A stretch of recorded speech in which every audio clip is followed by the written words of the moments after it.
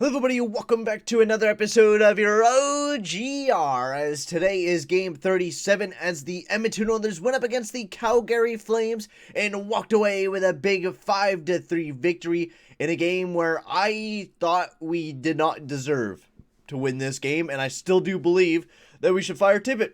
Because this game was absolutely atrocious 5-on-5 wise. I couldn't even watch majority of the game because of how much of a snooze fest this was.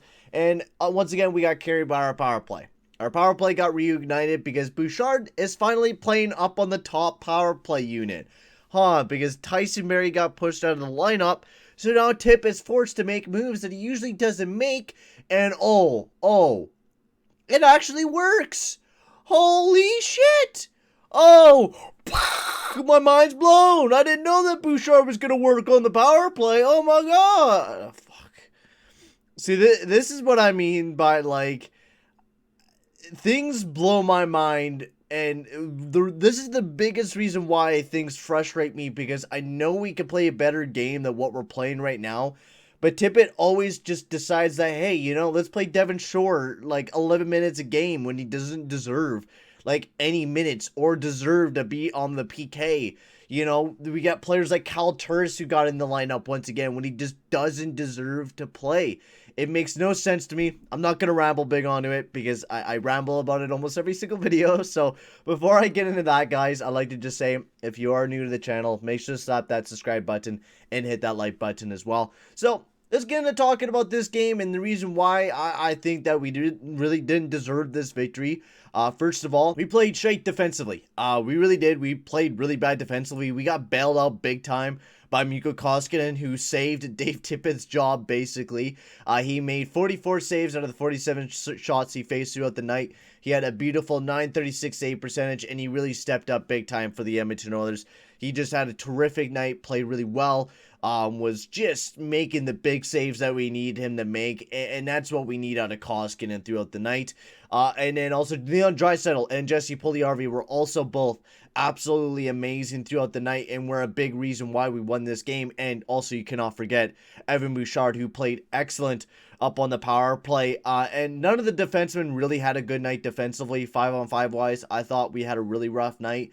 And we're going to get into that much later on. But let's get into reviewing the first period between the Flames and the Oilers. So I think the first thing that I want to talk about, that was after. So Matthew Tkachuk scores the first goal of the game for the Calgary Flames. Of course, once again, we allow the first goal in. Who knew? But he scored his 18th goal of the season, and just a play where, once again, we're really shite at defending these rushes into our own zone. And especially Duncan Keith and CC are two examples of why we need to become better defensively and why we just cannot defend the rush. And now the Calgary Flames are not a very, team that's going to rush into the zone and are going to be super deadly and potent offensively. Most of the time they're going to park guys in front of the net, which is what they did majority of the night, and that's why it was a really close game. But this was one where we just couldn't defend the rush. Keith was just a fucking pylon watching Lindholm just dangle right in front of him and make a beautiful pass over to Tkachuk, and CC just let Tkachuk get on past him, which as a defenseman you could just not do. Your job is to cover that man, and CC didn't do his job, nor did Keith do his job on pressuring Lindholm, and made Lindholm's job very easy at making a very easy pass over to Matthew Tkachuk so he could just tap it in right into the back of the net. Very poor defensive play, and Keith and CC were just very poor defensively throughout the entire night. This is a defensive pairing where I said that if they play way too much minutes, they're just going to look like ass. And once again, they just continue to play way too much minutes. Keith played 22 and CC played 24 minutes throughout the night, which was the most out of any defenseman, or second most out of any defenseman throughout the night.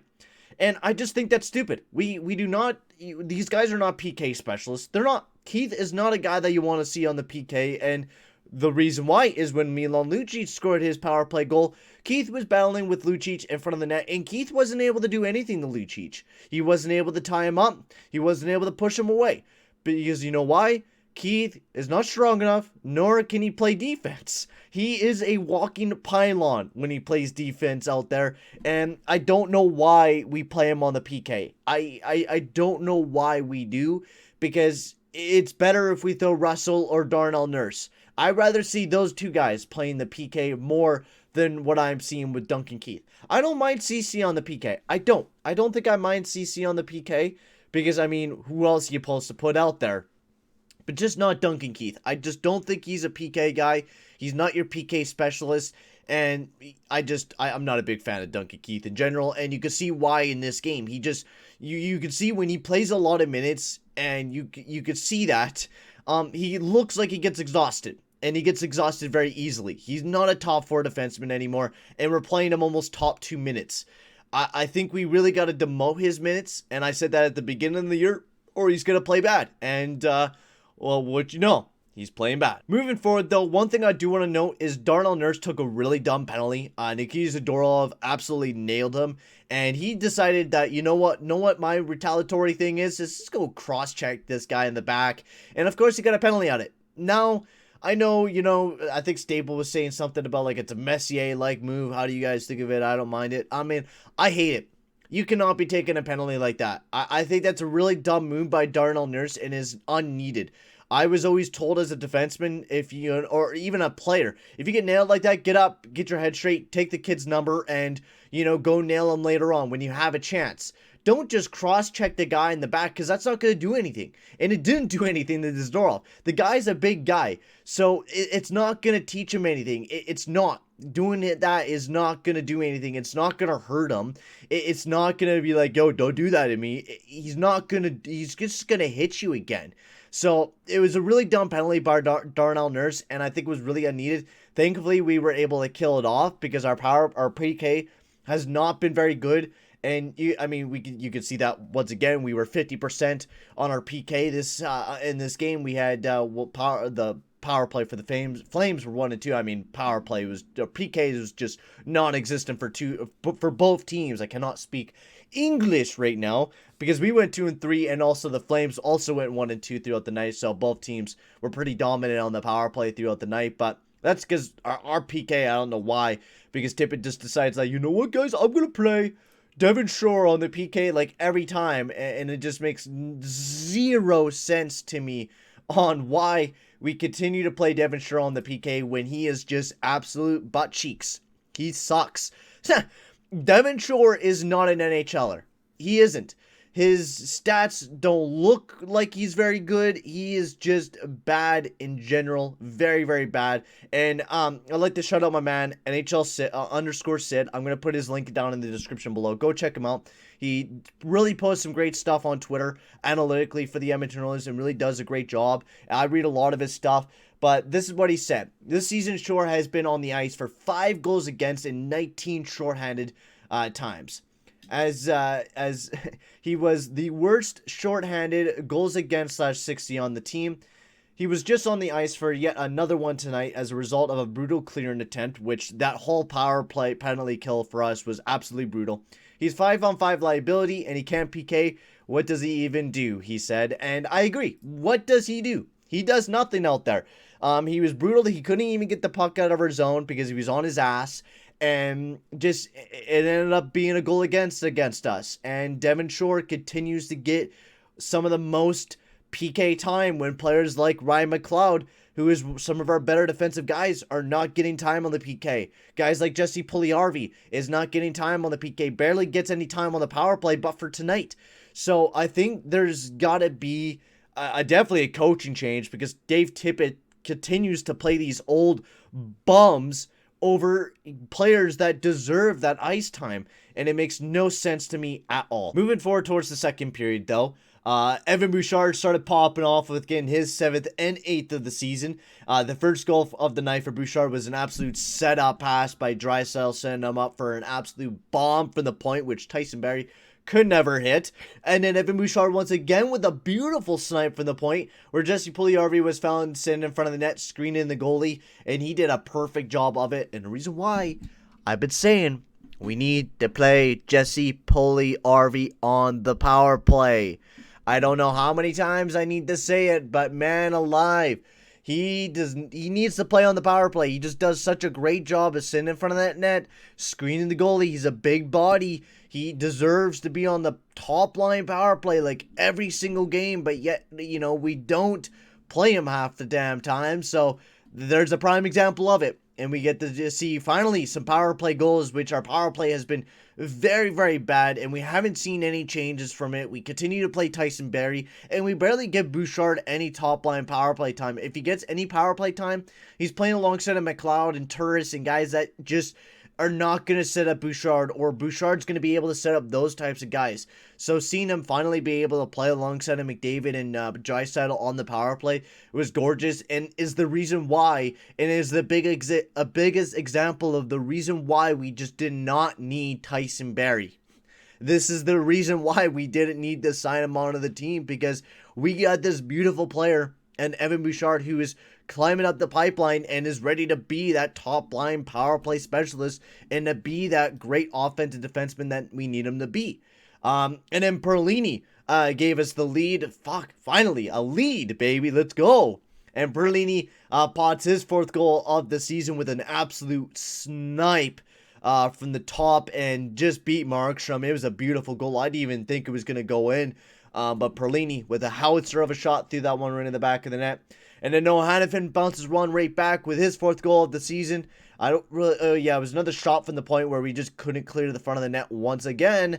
Couldn't clear the front of the net, and they get another big one. And then Leon Draisaitl pots his 3rd goal, or 27th goal of the season, to get us back the lead once again, 4-3.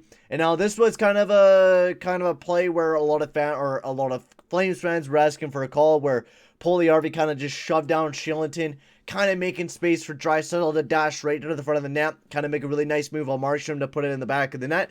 Who cares though? We win.